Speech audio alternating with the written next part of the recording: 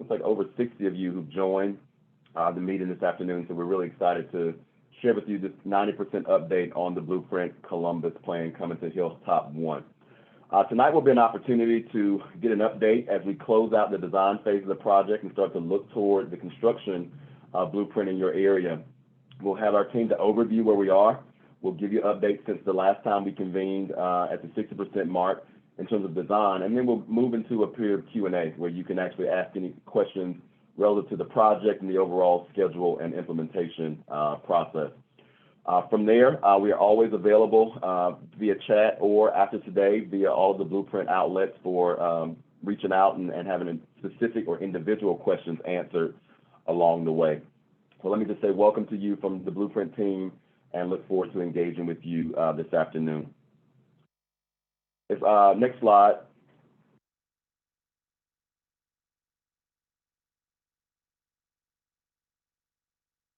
So tonight, we'll do a few things in the next few minutes. We want to give you just a brief refresher of the project and why we're engaged in this important initiative and infrastructure revitalization project in our city.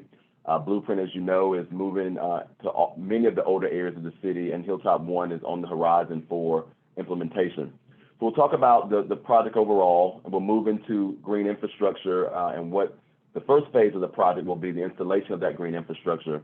We'll talk about the neighborhood plan for the Hilltop specifically, and then we'll allow you to answer any questions that you might have that we can answer today, and talk a little bit at the end about what the next steps in the process will be over the next several months. As I said, the chat will remain open throughout the course. Our team is on to answer any questions via chat as well. And then, of course, if you would like to ask a question in the Q&A period, you can raise your hand, use the raise the hand feature, and also then we will recognize you and allow you to pose your question at the appropriate time. So that'll be our agenda for this afternoon. Again, this evening, glad to have all of you with us. One of the things I'll say at the outset is many of you we know we were engaged in a process where we mailed impact cards to all of you who had green infrastructure either around or in your particular homes. And what we know is there was an error on some of those. They were marked as rain gardens when they actually were looking at pervious pavement in your area. What I'll say to you is that all of the signage that went into the neighborhood was completely accurate, and so those that were in front of your homes would have reflected if you were getting the rain garden or if it's permeable pavement that is forthcoming, but we do apologize for the error. We've talked to many of you along the way and explained that, and certainly if you have property-specific questions as we move into the conversation today, you certainly can pose those to us offline or reach out to one of our Blueprint specialists who's happy to answer any of that. With that, I'm going to turn it over to my colleague Tiffany with the City of Columbus, who's going to walk you through a refresher on the Blueprint Columbus approach and project.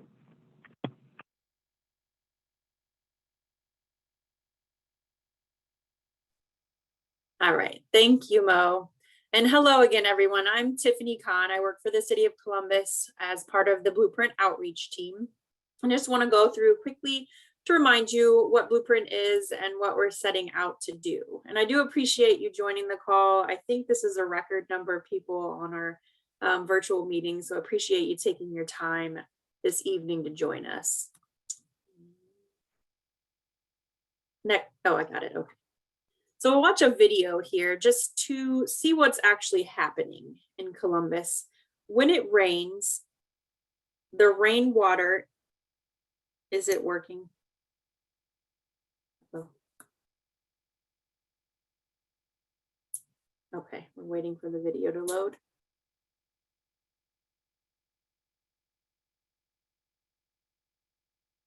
Sorry guys, a little bit of technical difficulties.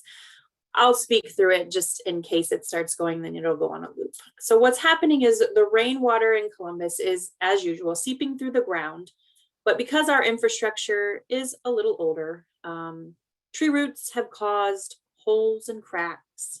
Aging infrastructure sometimes has cracks.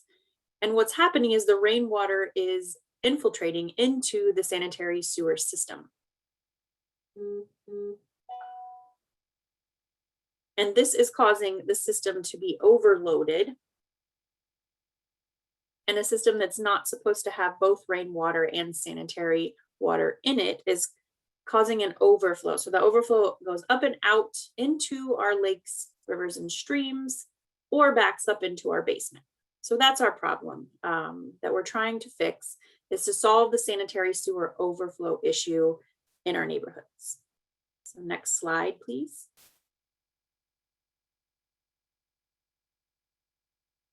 In addition to this overflow or backup in our basement issue, the rainwater itself carries trash, dirt, pollutants, and all kinds of other things down the street as it flows into this storm sewer system. And then, as we know, the storm sewer goes and outlets into our rivers and streams. So this is causing the water in our streams and rivers to not be the quality that we would like it to be. In fact, we're getting wastewater outletting directly into our rivers and streams. The EPA said, Columbus, we can't have this anymore. Next slide.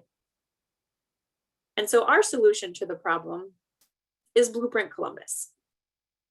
We could have built bigger pipes. So that's one option, right? We could build lots of new pipes, make them a lot bigger, but we felt like that was only a temporary fix. So Blueprint is an innovative green solution to this problem.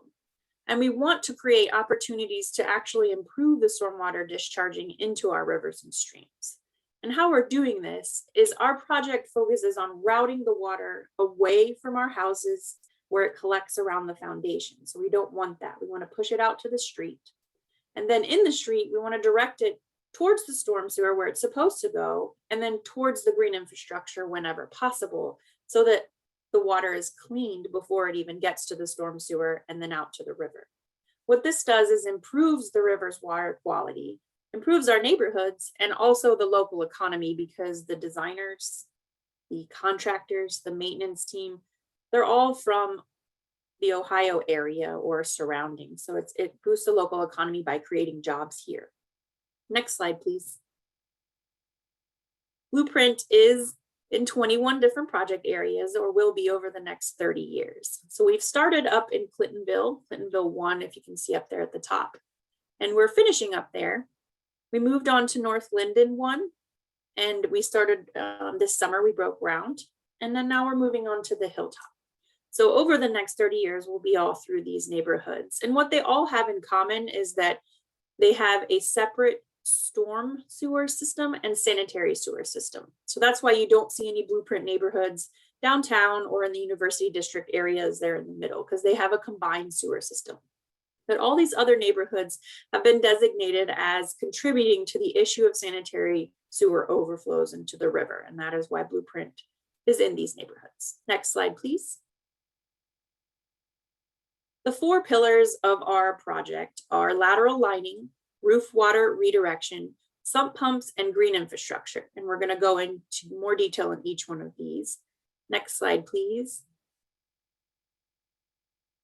All right, lateral lining. So this is a very important part of our project. This is how we are sealing up the sanitary sewer infrastructure and getting those cracks and holes patched, basically. So what we do is we send, first of all, we inspect it. Then we clean the lateral if we can. And if we can line it as well, we send a balloon-like thing down the lateral with resin on the outside. And when that resin cures or hardens, it's like a brand new pipe. So it gets into those cracks, into those little holes, and it seals up the pipe so that no more rainwater can enter into the sanitary sewer that way, and also to keep out roots. So it's a huge property value. And it, like I said, it's like having a new pipe. It lasts for 50 to 100 years. Next slide, please. Roof water redirection is where I was talking about trying to get that water that collects around your foundation out to the street. So a lot of our homes have downspouts that splash on a splash pad right near our foundation. And that's not good because the water just sits there. It can get into our basement, or it can get into the sanitary lateral through a connection joint or a crack if there is one. So what Blueprint wants to do is redirect those downspouts at least 7 feet away from the house or out to the street where possible. Excuse me. And we always like to tie it into the green infrastructure where possible as well. So if there's a rain garden there, we would want it to flow towards the rain garden or into the rain garden or onto pervious pavement. Next slide, please. Sump pumps, and this is one of the most popular parts of our project. The sump pump also helps get that water that's around the foundation away from the house and out to the street, tying into green infrastructure where possible. But sump pumps are actually available to anyone in the Hilltop 1 project area that doesn't already have one and that their basement's not finished. So we don't want to rip up a bunch of really nice carpet or any of your fixings down there. So if you do not have a sump pump and you are interested in one, please put it in the chat, let us know, and we can put you on that waiting list and get you set up for an inspection to get one. Next, oh, I'm sorry, and the city provides an installation, the backup battery, and the sump pump itself. Next slide, thanks. All right, today we are focusing on green infrastructure. Next slide. And as I talked about a little bit before, the water that rushes down the street when it rains collects things, so leaves and debris. If we can route the water through green infrastructure, we can actually filter it before it gets to the storm sewer, resulting in improved stormwater discharges. How do we do that? So green infrastructure works by being nature's filter, like I said. This is a cross section of a rain garden. What we see on top is a depressed area with some flowers or plants or grasses and mulch, right? That's on the surface.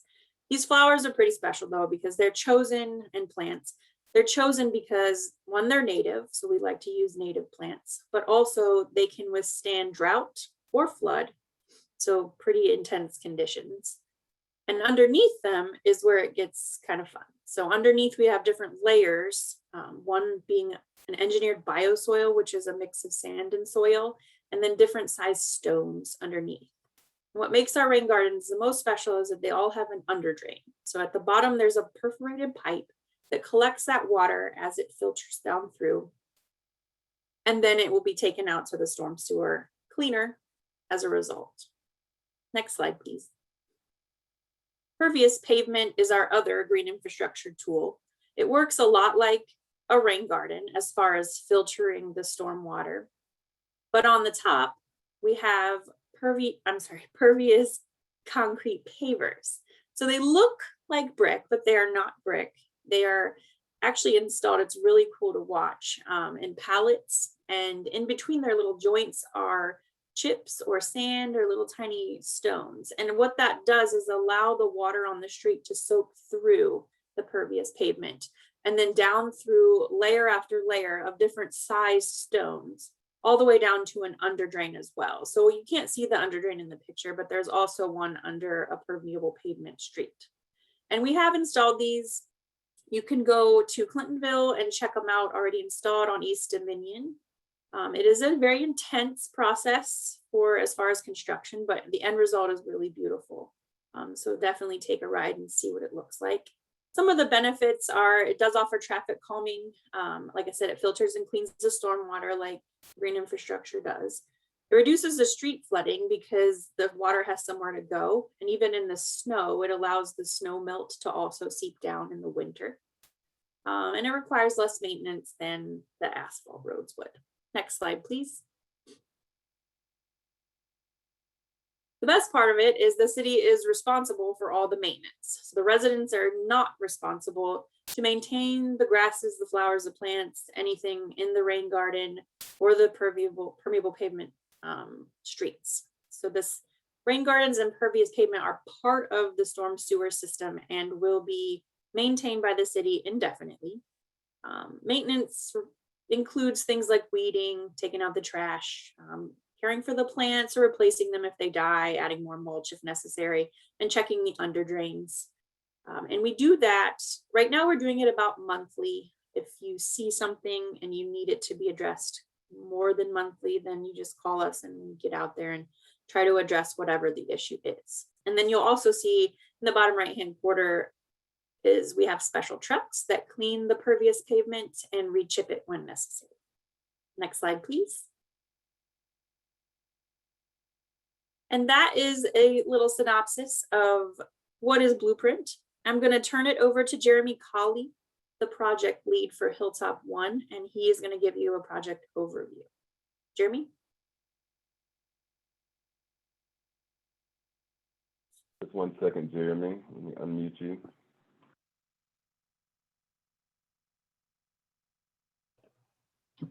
All right, thank you, Tiffany. Hi, my name is Jeremy Colley. I'm a project manager for the Sewers and Drains Division, and I'm kind of the overall coordinator. There's technically 4 projects with this year, and we're all kind of on the same schedule.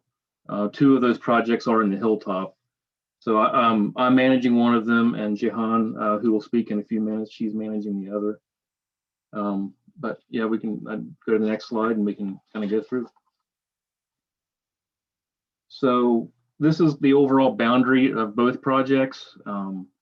Broad Street is our northern boundary and Sullivan to the south. Wheatland is on the east and Darer on the west. And then, so my area is Palmetto Westgate, which is west of Hague, and Jehan has the area that we call Eureka Fremont, and that is east of Hague. And they're managed by 2 different consulting firms, or designed by 2 different firms. So Jacobs is doing the design for Palmetto Westgate, and MS Consultants are doing the design for Eureka Fremont. Next slide. So as Tiffany had touched on earlier, there's 4 pillars, to the projects. Some of you may have already taken part in the sump pump. Those actually started a little over a year ago. We've done 2 contracts to date. I know the second one's still working, but we are looking for more volunteers. Our list is getting low. So if you are interested in a sump pump and you don't currently have one, please reach out. We can get you on the waiting list, and then hopefully get to you pretty soon. I know we're probably going to have to do another contract, for those, but that should be hopefully later this year or the first of next year. And those will continue on throughout the duration of the project. So those don't, during any time we're doing any of the work in the area, sump pumps can be put in as long as we have an active contract.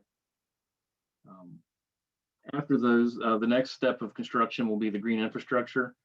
That'll be all of the right-of-way basins, regional, and the permeable paver streets. Right now, both projects are about 90% designed. We're working towards final plans, so we're hopeful to get those wrapped up and advertise them this winter. We may stagger them just so we don't have so many contractors, stepping on top of each other, but our goal is to get 1 or 2 of them advertised this winter so we can start in the spring and hit the ground running, when we get good weather. And so once we want to get the green infrastructure in first, because as Tiffany alluded to, we're also doing the lateral lining and the roof redirection. And so we want to have the GI and the pavers in ahead of that work, so that when we do line these laterals and redirect the roof area to the streets, we have added capacity in places for this extra water to go that's not currently getting to the street. And that way we're not creating any new storm ponding problems and other issues, and the water has a place to go. Next slide. So I'll go, this will be kind of overall, like how we select them. It gets fairly detailed, but we obviously want to put the rain garden features and pavers where water naturally wants to go. You don't want to put them at the high point of the street. They're sized, as I said, we have a overall stormwater model for each area, and we have a pre-existing condition, and then we have a post condition for all of the water that will be redirected to the street. So that helps us do our sizing of how much GI we need to offset that water. And then we also look at the area to see if there are any existing, major flooding concerns. And if there are, we try, if when possible, to address those. Sometimes if it's a really big problem, maybe it results in another project coming in the future. But when at all possible, we try to address the storm issues when we can. And then after that, we got to cite these things. And so at the bottom of the screen, it kind of shows our progression. So we like to put in, where possible, we get a lot of land bank parcels. These are parcels where the city has taken them back or they were vacant.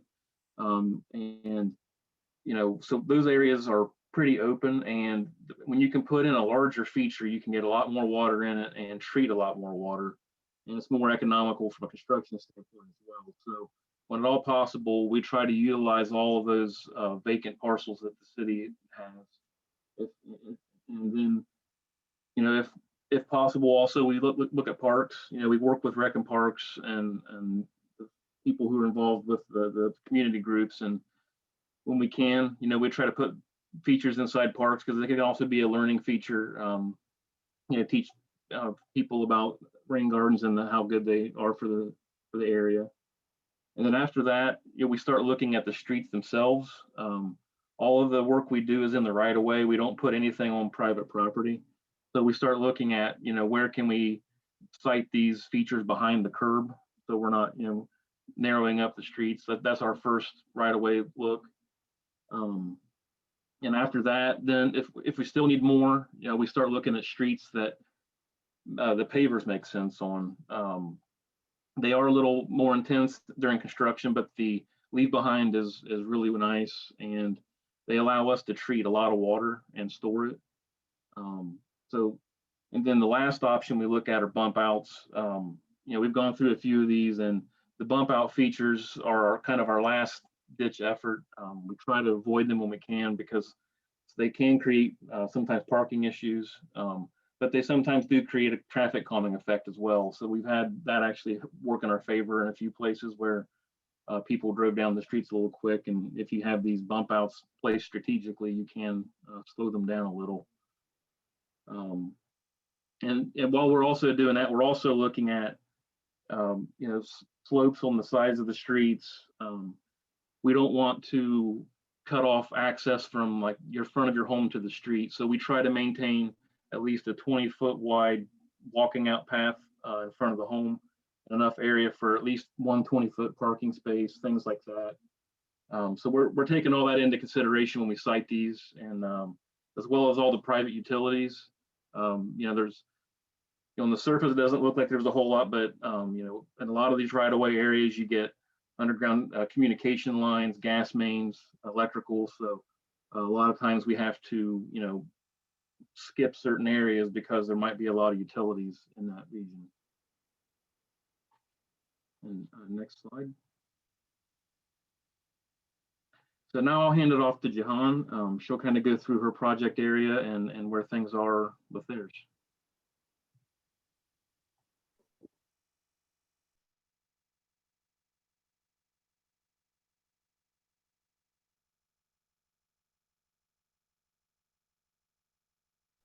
Can you hear me? Yes. Yeah, okay. Okay, my name is Jihan Al-Kari. I'm the City Project Manager of Eureka Fremont Blueprint. I would like to give you an overview about the project. The project area boundaries are Broad Street to the north, Sullivan Avenue to the south, Wheatland Avenue to the east, and Hague Avenue to the west. The project improvements include installing storm sewers, regional rain gardens, permeable pavements, and pavement resurfacing. Next slide, please. Storm sewers that are 12 to 66 inches will be installed to mitigate frequent flooding in the project area. The sewers will be extended in Richardson, Wayne Terrace, Palmetto, and Fremont Street. Regional rain gardens will be installed in the land bank parcels and the boulevards median to maximize the water retention and the water quality. The regional rain gardens will also create a nice landscaped green spaces throughout the neighborhood. Permeable pavement will also be installed in some roadways for water quantity control and water quality benefits. Next slide, please. The neighborhood improvements are 2 blocks of permeable pavers will be installed at Richardson with full road reconstruction, in which includes replace the existing sidewalks with the new sidewalks, add street trees on both sides, and a new water line. Also, 3 blocks of roadway will be resurfaced at Richardson. Recycled sandstone from the project area will be used for spot curb replacement. At Wayne Avenue, 2 blocks of permeable paver installing with full road reconstruction include replace the existing sidewalks, add street trees on both sides, and a new water line. 1 block of roadway will be resurfaced at Wayne. Recycled sandstone from the project area will also be used for spot curb replacement. At Sheridan Avenue, 1 block of paver installation with adding sidewalk on the north side of the road. 1 block of roadway will be resurfaced at Warren Avenue. At Burgess and Terrace Avenue, 4 large rain gardens will be in the median on each street. 2 blocks of full road reconstruction on each street includes replace the sidewalk with a new one and a new water line. Large rain gardens will be on 6 land banks properties at Ogden, Harris, Warren, and Wayne. Next slide, please. 124 trees at the project area will be impacted during construction. According to the tree replacement policy, the required number of trees to be replaced is 172. The project will provide 205 trees, which will be planted in the median rain gardens, in the land banks rain gardens, and along Richardson and Wayne Avenue. Next slide, please. The following are the changes from June 2019 plans. First, we keep 100 foot of green space between the rain gardens in each median on Burgess and Terrace. Replace the existing sidewalks on both sides of streets where we are installing the regional rain gardens, that means Burgess and Terrace, and permeable pavement in Richardson and Wayne. New street trees will be planted on both sides on Richardson and Wayne, where we are installing the permeable pavements there. Recycled sandstone curb from project area will be used for spot curb replacements. A new storm sewer will be installed for flood mitigation in the alley near the intersection of Broad and Ogden. Next slide, please. The following renderings show the area before and after installing the green infrastructure. I will hand this turn to Anil to go through the renderings. You can go ahead, Anil, and talk about it. Jahan, who do you pass them to? Anil. If you cannot unmute him, I can go through the renderings. It's fine. Gotta find him if got it. Can you find him? Yeah, he's good. Can you hear me now? Yes. Go ahead, Anil. Great. Thank you. Thank you, Jahan. My name is Anil Tantrala. I'm the consultant engineer for the Eureka Fremont project. So I think, Jahan talked about the different aspects of the project that we're replacing for the various rain gardens and permeable pavement. What we're going to show here in the next few slides is some renderings.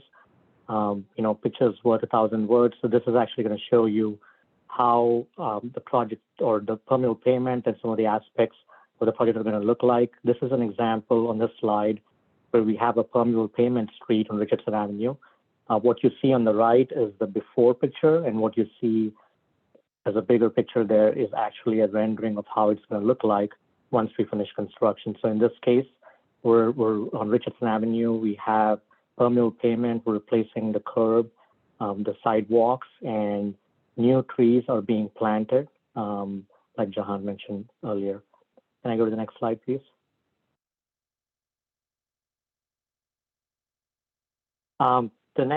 This slide shows the median rain gardens. So on Burgess and Terrace Avenues, we have 4 median rain gardens on each street. So, this rendering here shows how the median rain gardens look like. This is going to be a full street reconstruction where we're actually going to be resloping the roadway for the drainage to go towards the large rain gardens in the medians. There are curb cuts that collect the water, treat it for water quality, and ultimately discharge back to the storm sewers. So this this example here is what it's going to look like for both Burgess and Terrace Avenues. Next slide, please. This is a bird's eye view of Burgess Avenue. What you can see here is the two large rain gardens on Burgess Avenue. As you can notice here on the rendering, we also have that open space. I know in the past public meetings, the residents actually requested to have open space, so we've been able to incorporate that as part of the boulevard renderings now. So what you see is that 100-foot open space in between the rain gardens. The rest of it is actually, just like I discussed, a full street reconstruct with, drainage going into the rain gardens for treatment. We're also, I think we mentioned this, we're also getting new or replacing the sidewalks on the street and also a new water line as well. Next slide. We talked about land bank areas. These are examples. There are 6 such properties in the Eureka Fremont project where we're actually doing large rain gardens. These are properties that the city has already purchased, and these provide us with an opportunity to treat a large amount of runoff from the street and provide a lot more water quality treatment.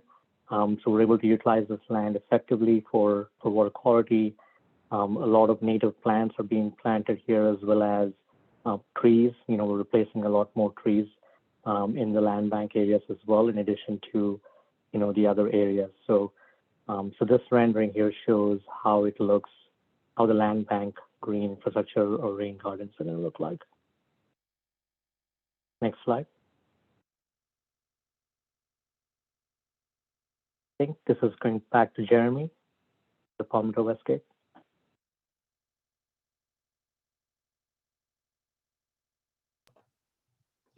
Hi, thanks, Anil. Yeah, so I'll kind of go through the overview of the upgrades we're doing to Palmetto Westgate and then I'll hand it off to our designer to go through some of the more details on it. But in the Palmetto Westgate area, we actually have 11 full blocks of permeable pavers proposed for installation. If you kind of look at the picture on the bottom right, those would be the streets that are in the magenta or purple color. Those will be the streets that will be getting the brick pavement. There are 14 regional basins. They're the larger green areas, if you can see them. There's a few of them located around Westgate Park. We've been coordinating with Rec and Parks on these and the Friends of Westgate Park. And we continue to provide them with the plans and talk with them and work through details. What's probably a little harder to see are the 21 walled basins, we're calling them, or rain gardens that are behind the curb. They're kind of like the small red dots. They're a little hard to see in this picture, but they're kind of scattered around the neighborhood for areas where we have what we call points of interest, where there might be a little excess water. So we're putting them where we can to pick those areas up. And then we have one shallow basin proposed on an uncurbed street, which I believe is on Dare to the west. Next slide.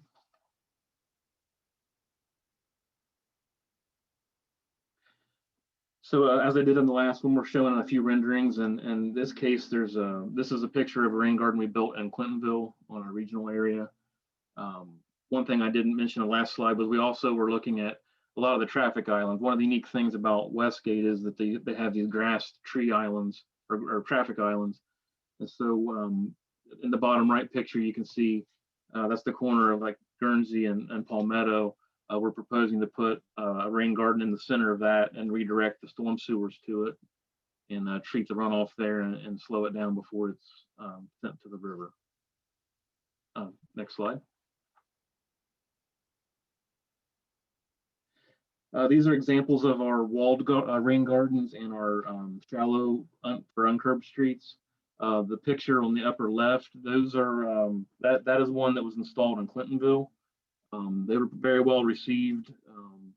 The residents up there like those a lot. And based on the feedback we've gotten, this is what we're going to mimic with the Westgate basin design.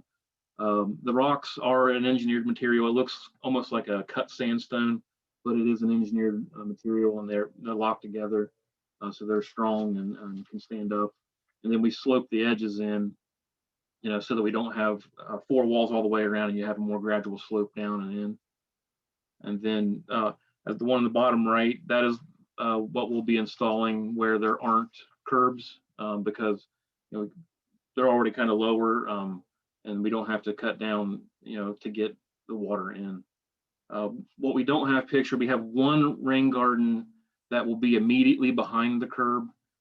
It's actually on Hague Avenue down near the library.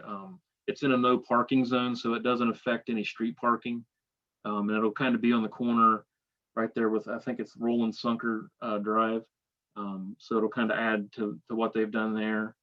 And overall, though, Matt can correct me if I'm wrong, but I don't believe we're impacting really any parking with the rain gardens we're installing in this part of the neighborhood. Next slide.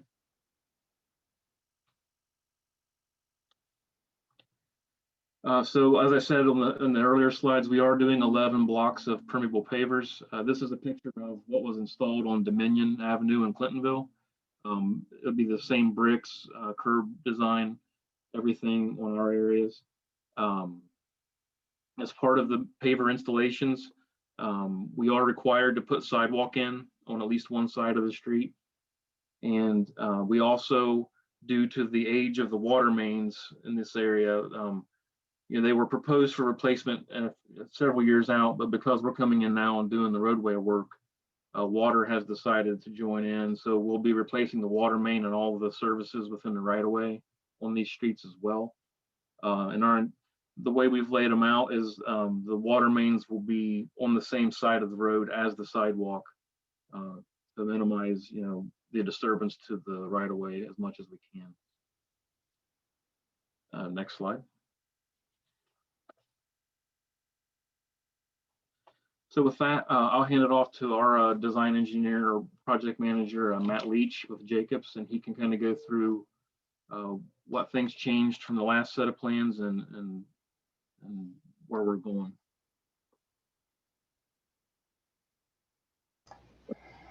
Thank you, Jeremy.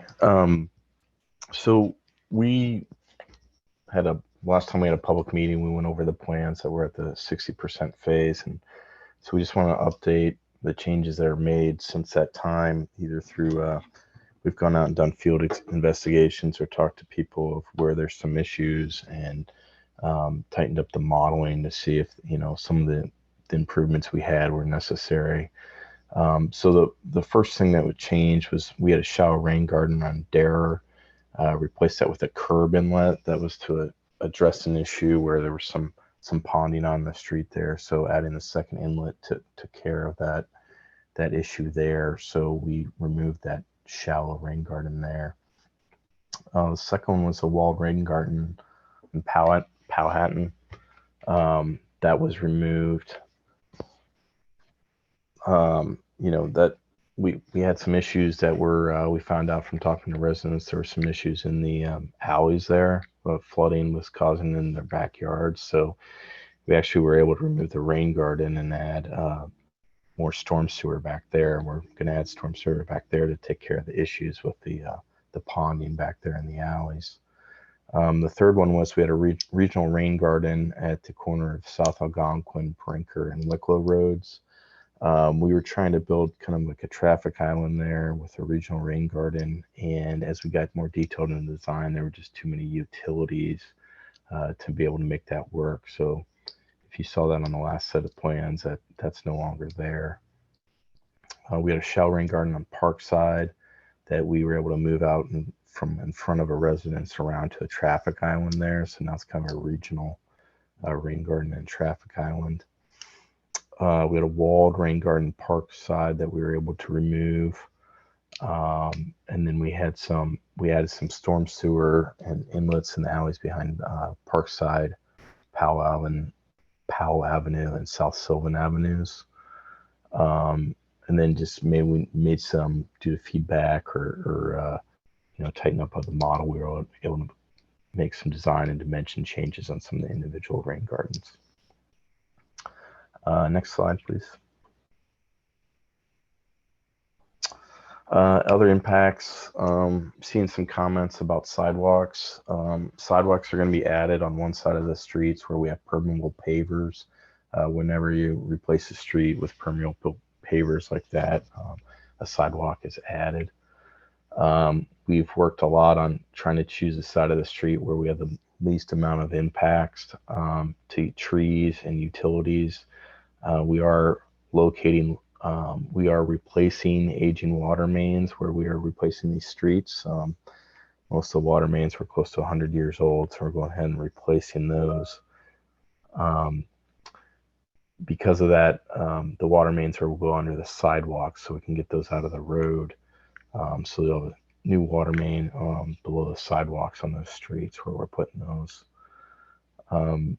Any downspouts that are currently going to the street and they're affected by, construction or, the sidewalks or anything like that will be rerouted and taken to the street or the basin there. So there should not be any issues with any of your downspout lines. Also, we're doing a lot of work with the driveway aprons. Those will be replaced when the street gets replaced and walkways are replaced. So the driveways will be replaced up to the right-of-way line. Next slide, please. And just a note here about the tree replacement. I know that's a question a lot of people have. So when we replace the trees, what this slide shows here, kind of what the tree replacement rules and regulations are. So you can see there, if the tree is less than 12-inch diameter, it's a 1-to-1 replacement, all the way up to a 5-to-1 replacement if the tree is over 30 inches. So in our areas, we have 101 trees that will be removed. So based on the requirements, we have to replace it with 193 trees. We've already located 140 trees that can be placed either on the pervious paver streets or by our regional basins. So we still have 3 more to locate. Those will either be located on streets that don't have any work right now that we'll have to go out and investigate sites for, or in the other area, the Eureka Fremont area, they've located areas where they can place additional trees in their area. So we're working on the placement of the remaining 53 trees right now. I think next slide.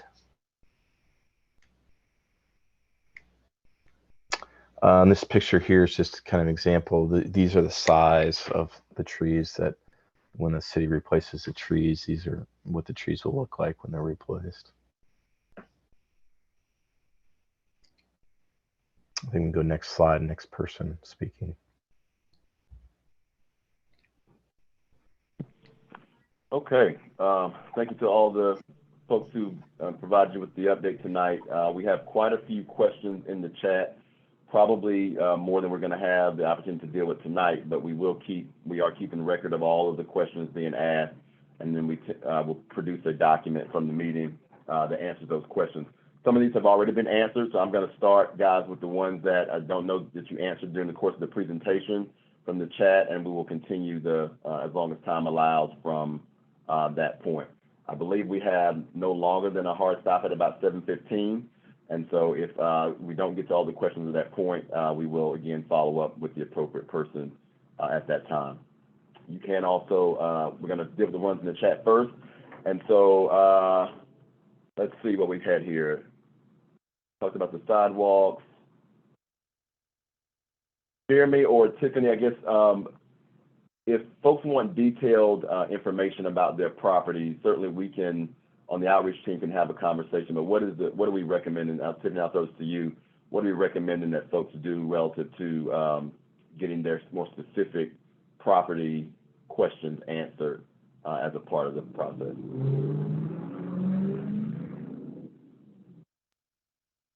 Hi, Mo.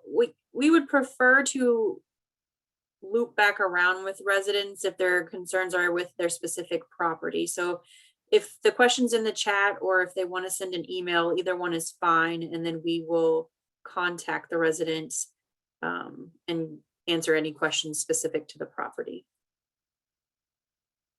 I would just ask folks, we know there's a lot of you and the outreach team is not that large, and so it will take a little while to get back. Sometimes issues do have to be researched and get back. Sending the email is always documented. We know the emails are there, and we will get back. It's not going to be like tomorrow right away, but neither is the construction, so there is some time to still research your question and get you a thorough answer where we can. So I really want to say that at the outset. We dealt with the sump pump piece here. Just scrolling.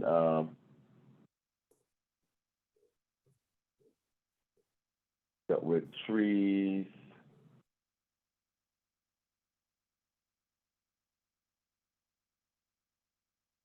The question was, looks like we had a question around the purpose of sidewalks relative to water drainage. And I heard one of you talk about on all the permeable pavement streets, there will be sidewalks on one side. Jim, you in a position to respond to why that is the case and what role the sidewalks play in the overall goal here? Yeah, you know, it's actually it's part of the criteria that the Department of Public Service has when a road is reconstructed, where it has to be what they consider a complete street. So it has to get a sidewalk on at least one side. I realize this area doesn't have a lot of walk, but it's unfortunate. It's a requirement of our public service department that we have to follow. Likewise, there were a number of comments around either paving on streets. If it is not a blueprint area or blueprint related, then any of those pavement issues need to be addressed to the Department of Public Service. Unfortunately, if it's not a direct impact of blueprint, we probably won't have the answer for you, but we can certainly evaluate it and get you sent to the right place for that.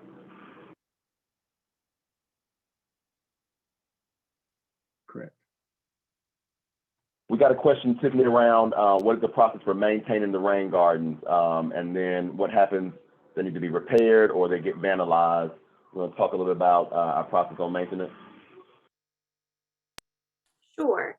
So right now we maintain the rain gardens once a month. So they will come out, de-weed them, take the trash out of them if there is any, get rid of some sediment in the inlet if it's any there, check the plants, check the under drains. As we are going through it, we've noticed, if people call in about a rain garden, there's something in it they don't recognize, or it's not, the plants have died or something. What's been the general process is we notify the maintenance team and they generally get out within a week. So that's usually how it has been going. So they try to address that issue within a week if they see it. Now, it depends on the severity of the issue. Obviously, I know that person mentioned vandalism or repairs on if, the infrastructure is broken or something, then they may take a little while longer getting the piece or whatever to actually repair it. But in general, it's been addressed within a week. All right. We had a question around the permeable pavers installation process and if individuals would be able to access their driveway during construction. I know that's a kind of nuance, but Tiffany, you want to speak to that one? Oh yes, we will maintain. So permeable pavement installation is pretty intense. We do dig down about 6 feet into the road. So it's complete road reconstruction. And I mean, Jeremy or Jahan, jump in if you want to add to this, but our process in doing the permeable pavement is we can only do sections of the road at a time. So it's like a rolling process. They'll start at one end and they'll block off no more than 6 houses on each side. So only 12 houses at a time are affected.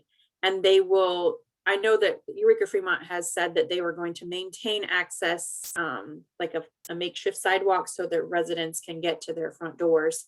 But the driveways will be not accessible during that time.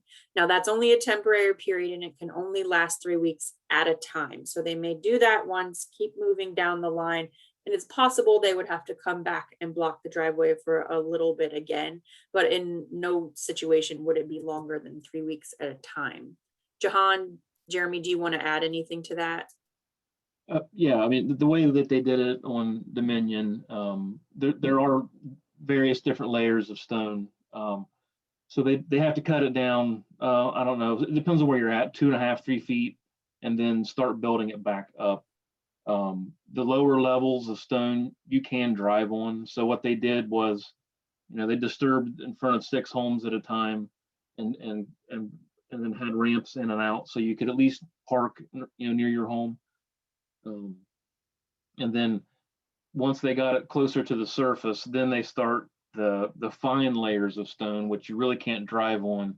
But again, they're only doing it for like 6 houses wide, at a time. So, and then the pavers go right on top of that, and those go in fairly quick. They kind of have a specialty machine that picks them up a pallet at a time, and they put in just large chunks. And so once they get to that point, they can put a lot of bricks in pretty quick.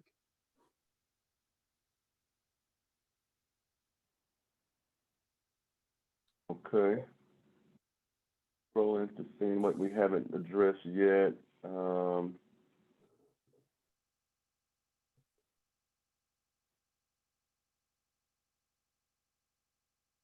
James, if we have questions in the chat that you have not addressed in the chat yet, feel free to pose them to me as well. I'm searching for the ones that are.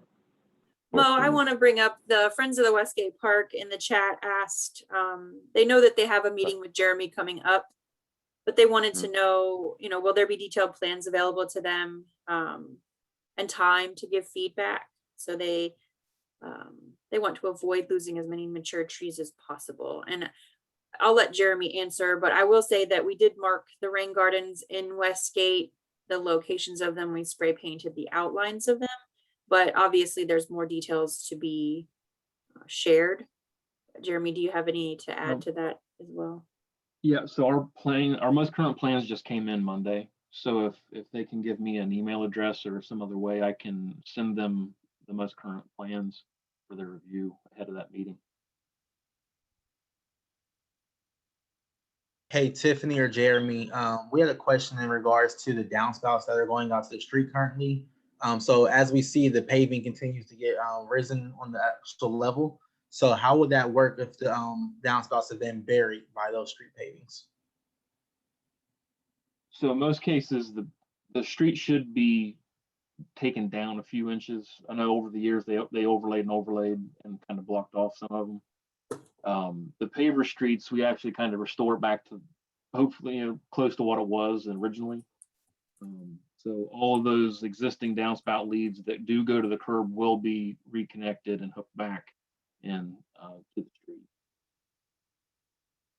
And then I did see there was a question that came in about for like maybe ADA access. If that is the case, people that may need that for these paver streets, if they can give us a heads up, and we always do our best to help out there in construction, and most of our contractors are really good. If someone needs to get in or out of the driveway, they do their best to help them out.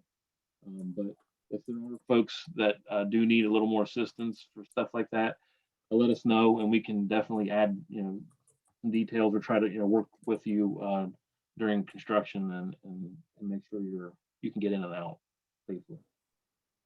And James, am I correct that we do an initial communication to the neighborhood to try to identify anyone who will have access issues or need special accommodations during that process? Is that our normal approach to that? Yes. So when we were out there placing out any of those pervious pavement signs, we were hitting every door, knocking on them, leaving behind collateral. But our goal was to talk to anybody to see if anybody had any issues with trying to get to walking, or sometimes we've had residents who have Meals on Wheels or other type of healthcare issues that may come to the house. So we do try to document that information as possible as we can. And that's typically what happened again prior to actual installation in the neighborhood. And so there's another opportunity to let us know if those will be challenges for you or your families who live in the neighborhood. All right, what else we got?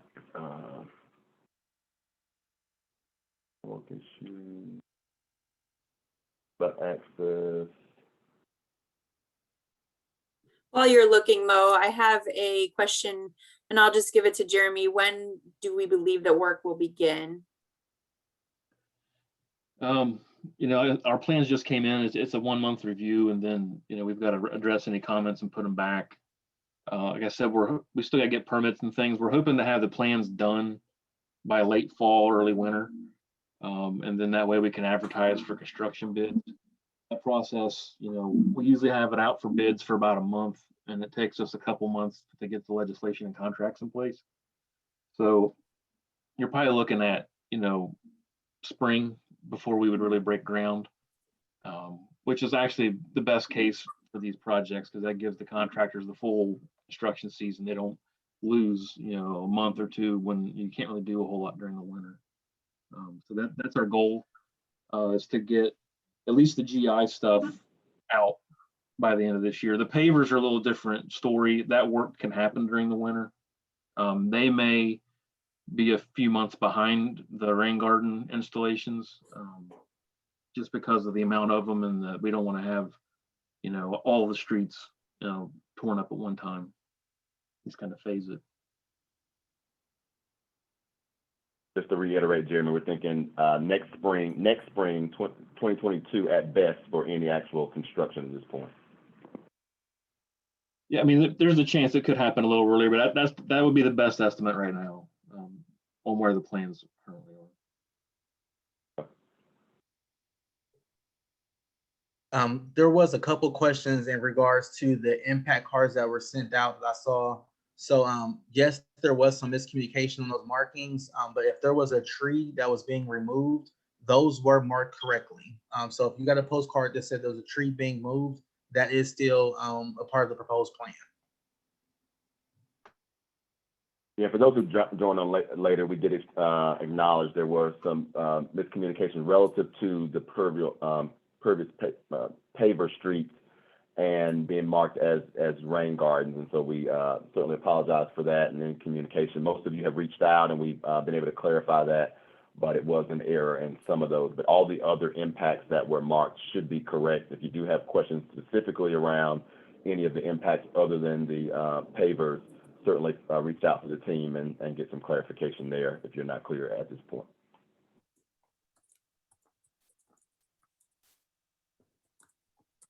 So, guys, are we caught up in the chat on questions that weren't addressed in the presentation? Let's have a couple. On the screen, what you see is a couple questions around contact information. Of course, email is always available 24/7 to you. The blueprint line is also always available to you. You probably will end up leaving a message and we get a return call in that case. But either of those are options for you to reach out to the blueprint team. Again, let's be patient with the team over the next several weeks as we're getting an uptick in calls and emails, but we're documenting those, researching them, and getting back with folks as quick as possible. Somebody had a question? I saw a question about, you know, if we do have to remove a tree in front of a home, can we put one back in its place? When at all possible, we do try to do that. Sometimes though, just because of what's going back in this case, sometimes it's the water service or the water main. We can't put trees too close to the water services and mains because they don't want the roots to grow down around the pipes and damage them.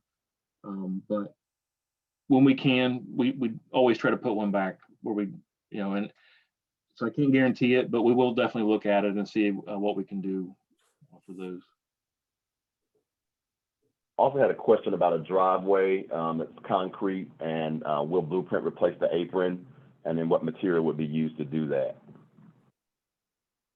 If it's typically we replace in kind, I believe, Matt, correct me if I'm wrong, I believe all of our aprons will be concrete when they go back in. But usually it's an in-kind replacement at a minimum. Correct. Yep. Yeah, we're doing all concrete.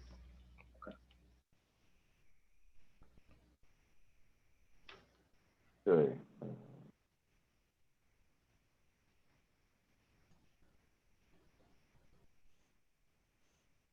There's a question just popped up around one-way streets and how we do traffic flow at that point as streets would become blocked going all the way through. Will those one-way streets be allowed to have two-way access during this process? Any thoughts around that, Jeremy or team? We hadn't brought that up, but I can discuss it with traffic department and see if it's allowable. I know Public Service has an ongoing study. They were looking at the streets and whether or not they were going to two-way some of the one-way streets. I haven't talked to them about that in a long time, so I'm not sure where things stand with that. But yeah, I can reach out to them and see about that. And Tiffany, is it fair to say, I believe, we would still want to be convening a pre-construction meeting? So right when the plans, once Jeremy and his team has done the review, we're ready to move toward construction. The firm's construction teams are on board. We do like to bring to the neighborhood an opportunity to get construction-specific questions answered before we go into that period early next year of installing the various aspects of the GI. So, Tiffany, I believe that's still our practice in terms of there would be another pre-con meeting, pre-construction meeting for the neighborhood.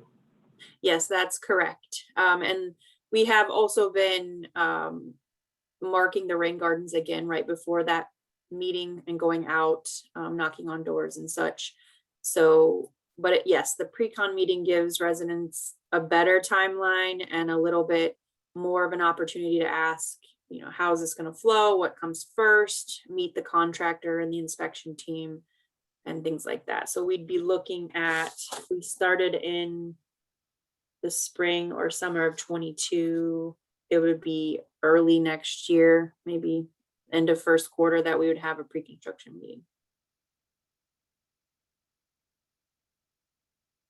Will the video be available to look through? Yes, we will be posting it to the Blueprint site and look under look under Hilltop area for the video from tonight. So yes, it will be available. There was a question around the ability to opt out of a rain garden, or what we call non-perform. Tiffany, you want to talk about what can and can't happen at this point? So we don't, I mean, we'd love to get, if you provide your name and address, then we can look at it. I think at this point we are at 90%. So right now we're not getting rid of rain gardens. I think we may have maxed out. Jeremy probably has a better idea, but we will always look at it and review your question and the site itself to provide an answer or information to you. So a fire tablet, if you can, if you want to personal message, it's fine, your address and name, then we can contact you. And it sometimes helps to know why we put a rain garden where we put them too, right? So we can also provide information about maybe what that rain garden is doing, how it's supposed to be functioning. And I mean, Jeremy can supply what he thinks function-wise the rain garden can capture and treat and things like that. So we can definitely give more information. Great. Any other questions in the chat that we didn't get a chance to address?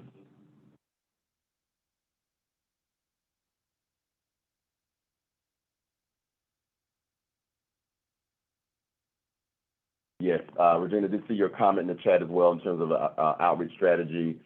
You are not alone, that you're not the only one who doesn't answer doors. We do use that as an additional method while we're already out there, but most of the information from Blueprint Columbus will be communicated in the mail to your homes. And of course, the website is always available for backup or additional context or specific or non-specific information about the project. But agreed that we do need to have varied methods, and we've been using those. Primarily mail is the one thing that we can somewhat rely on during this current environment. So we appreciate the comment as well. Then we'll continue to monitor the chat. If you want to go next slide, any closing thoughts or comments from the city, and then we can continue to provide information on our contact information moving forward. Yes, so next steps, we realize you, and I see a lot of specific property questions in the chat. Please email us blueprint@columbus.gov, name and address, contact information. If you want to put it in the chat, we will reach out to you. What we're doing next would be gathering all of that feedback, supplying it to the design team to consider, to look at as they finish their plans. So after 90%, obviously, they keep working on the plans until they're 100% complete. And as Mo said, the pre-construction meeting would be next spring. If our timeline stays this way, right now, what we would request from you and what feedback we also would like is if you were told that you are getting a rain garden either in front of or in the side of your house, and we're not talking about the really large ones in the boulevard, so we're talking about the smaller ones that are in front of or to the side of a property, you can let us know what your plant preferences are by going to our website and filling out the plant survey. So we don't guarantee that every single plant that you pick will be put in there, but we do like to know, since you're going to look at it, what you don't like. So please tell us what you don't like. Tell us what you do, and pick the ones that you would like to see in there. And also, again, the sump pump signups, those are really important. If you don't have a sump pump, you have an unfinished basement, please, if you would like or even are interested in it, just give us your name and number, your address, and we'll put you on the list. They'll come out, do an inspection, and then you can go from there. So it's always, the sump pump part is always, you get to sign off and say, yes, I would like this, or now we'll pass. So there's no hurt in getting on the list and getting more information. And our information is at the bottom left as well. You can email us blueprint@columbus.gov or give us a call 645-1253. Mo, did you see any other questions while I was? No, did see the comment, and Mike, to your question, always available to have a member of the team to come out upon request. And so if you just shoot an email, probably the easiest way, and let us know the dates and opportunity. We'll see if we can get someone scheduled to get out to answer those more specific questions from the neighborhood. Something I wanted to add, Mo, just to reiterate, because this came up a few times in the chat as far as just specific information for your property. We don't actually put those detailed plans on the website just because there's so many homes in the areas. But if you do reach out to us, we can go more in depth with you as far as dimensions of the rain gardens, locations, timelines, and everything like that, the plant selection. So it's not readily available on the website, but if you reach out, we can get the information for you. And Tiffany, could you reiterate any specific things? Go ahead. I was just going to say, Tiffany, if you could you let the residents know where exactly they could find the plant survey on the website? Yes, so you'll go to blueprintneighborhoods.com and you're going to look for the neighborhoods tab, find Hilltop, and choose Hilltop 1. And then it'll be right at the top of the page. It'll say plant palette survey. Also, I believe we are downloading this presentation. We'll also make it available as a PDF and put it up on the website. So if you can't find the survey for some reason, just either go to our website or email us and we'll send you the link directly. Either one is fine. All right, folks. Thanks so much for your participation tonight and your thoughtful questions. They help us to continue to communicate with you better. We will be looking at opportunities to share this information via the website as well, and so that'll be posted. But again, best plan, shoot an email if you have specific property-related questions. That's the best way to ensure we get it, and then we can respond to each of you along the way. So with that, we'll leave it there. Thanks a lot on behalf of the Blueprint team, and we'll talk to you soon. Take care.